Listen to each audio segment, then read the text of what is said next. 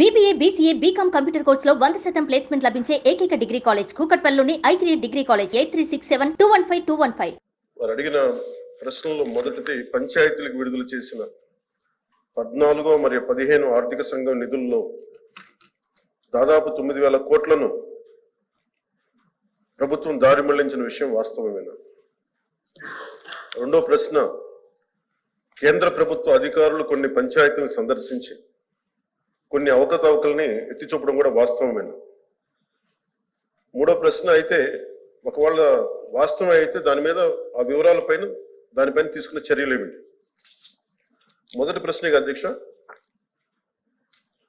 9,000 కోట్లను ప్రభుత్వం గత ప్రభుత్వం దారి మళ్లించిందా లేదా అనేది అడిగారు అధ్యక్ష. దానికి మా సమాధానం అవునండి. కేంద్ర ఆర్థిక కమిషన్ గ్రాంట్లో మళ్లింపు జరుగుతోంది. ఇప్పటి వరకు భారత ప్రభుత్వం ఆర్థిక కమిషన్ గ్రాంట్ను విడుదల చేసినప్పటికీ పంచాయతీరాజ్ సంస్థలకు 998 కోట్ల నిధులు ఇంకా విడుదల కాలేదు. ఇది మొదటి దానికి సమాధానం అధ్యక్ష. రెండో ప్రశ్నకి, కేంద్ర ప్రభుత్వం అధికారులు రాష్ట్రంలోని ఒక 5 గ్రామ పంచాయతీలను సందర్శించారు.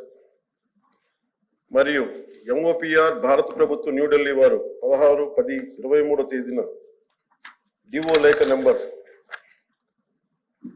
M11015/150/2020 FD Part 1 ద్వారా ఆంధ్రప్రదేశ్ ప్రభుత్వానికి వారి పరిశీలనలు తెలియజేశారు.